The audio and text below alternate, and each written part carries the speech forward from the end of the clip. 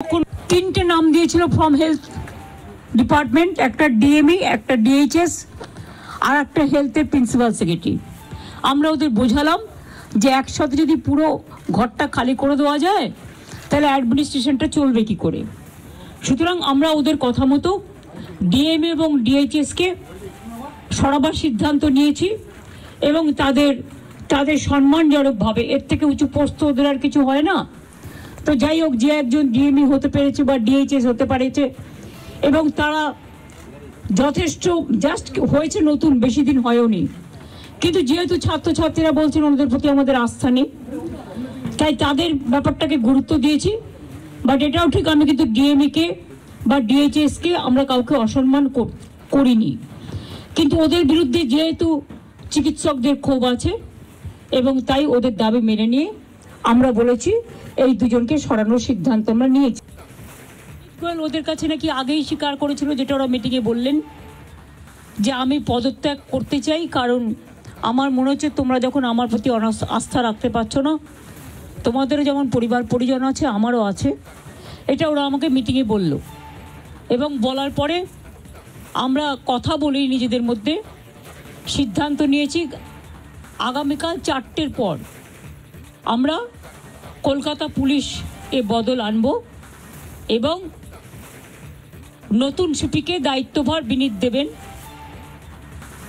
আমরা নিজেদের থেকেই, যেহেতু ওই দিন সিপি পৌঁছবার আগে নর্থের ডিসি পৌঁছেছিলেন আগে এবং 14 তারিখে ঘটনাটা ঘটেছিল এবং ওরা অভিযোগ করেছিল, যার জন্য নর্থের ডিসিকেও সরিয়ে দেওয়ার সিদ্ধান্ত হয়েছে।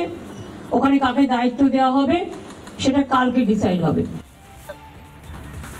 শুনলেন মমতা বন্দ্যোপাধ্যায় বক্তব্য পরিষ্কার বলে দিলেন যে বিনীত গোয়েল কাল বিকেল 4টের পর সরে যাচ্ছে এবং 2 স্বাস্থ্য অধিকর্তাকে চিকিৎসকদের দাবি মেনে সরানো হচ্ছে। ডিসি নর্থ তাকেও সরানো হচ্ছে। আমি আরো একবার ময়ূকের কাছে চলে যাবো। ময়ূক, দীর্ঘদিন ধরে আমরা দেখেছি গণ আন্দোলন, দেখেছি চুয়াল শক্ত করে চিকিৎসকদের লড়াই, বৃষ্টির মধ্যে গনগনে রোদে। আজ সেই লড়াইটা কোথাও গিয়ে দেখিয়ে দিল কাকে বলে রাজনৈতিক রং ছাড়া গণ আন্দোলন সংগঠিত করা।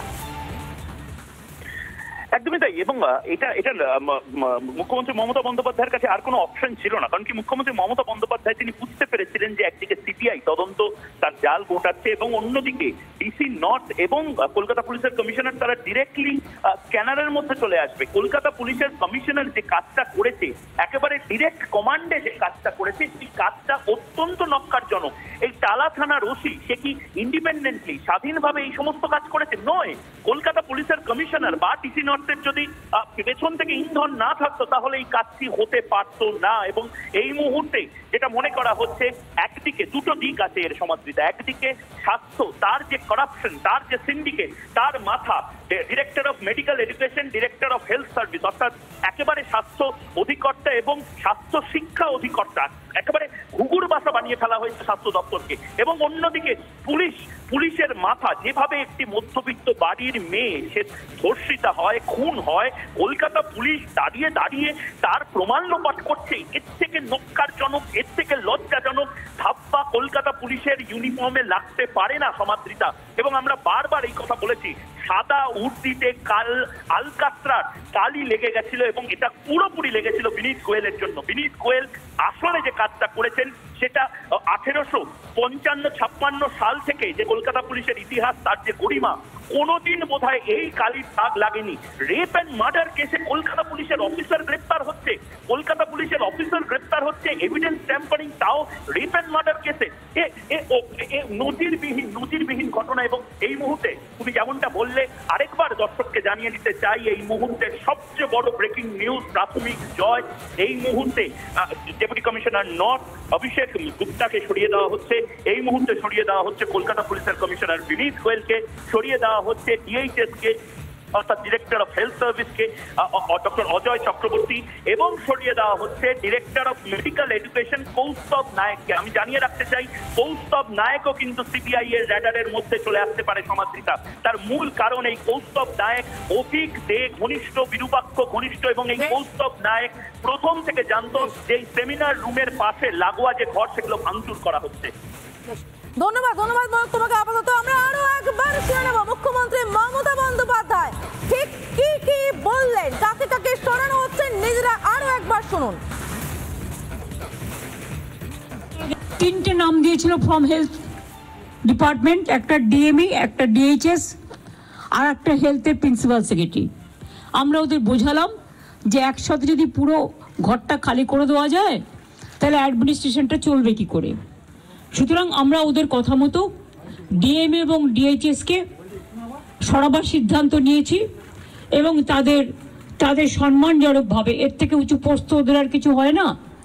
তো যাই হোক, যে একজন ডিএমই হতে পেরেছে বা ডিএইচএস হতে পেরেছে এবং তারা যথেষ্ট জাস্ট হয়েছে, নতুন বেশি দিন হয়ওনি, কিন্তু যেহেতু ছাত্রছাত্রীরা বলছেন ওদের প্রতি আমাদের আস্থা নেই, তাই তাদের ব্যাপারটাকে গুরুত্ব দিয়েছি। বাট এটাও ঠিক, আমি কিন্তু ডিএমইকে বা ডিএইচএসকে আমরা কাউকে অসম্মান করিনি, কিন্তু ওদের বিরুদ্ধে যেহেতু চিকিৎসকদের ক্ষোভ আছে এবং তাই ওদের দাবি মেনে নিয়ে আমরা বলেছি এই দুজনকে সরানোর সিদ্ধান্ত আমরা নিই। বিনীত গোয়েল ওদের কাছে নাকি আগেই স্বীকার করেছিল, যেটা ওরা মিটিংয়ে বললেন, যে আমি পদত্যাগ করতে চাই, কারণ আমার মনে হচ্ছে তোমরা যখন আমার প্রতি আস্থা রাখতে পারছো না, তোমাদেরও যেমন পরিবার পরিজন আছে আমারও আছে, এটা ওরা আমাকে মিটিংয়ে বলল।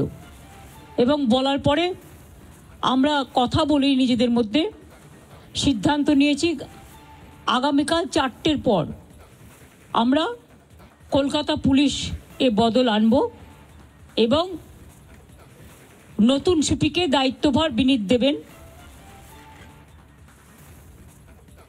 এখান থেকে চলে যাব নিউজ রুমে। ঈশানদেব চট্টোপাধ্যায় রয়েছে ঈশানদেবের কাছে। ঈশানদেব, তিনি বললেন বটে যে স্বাস্থ্য অধিকর্তাদের অসম্মান করছেন না।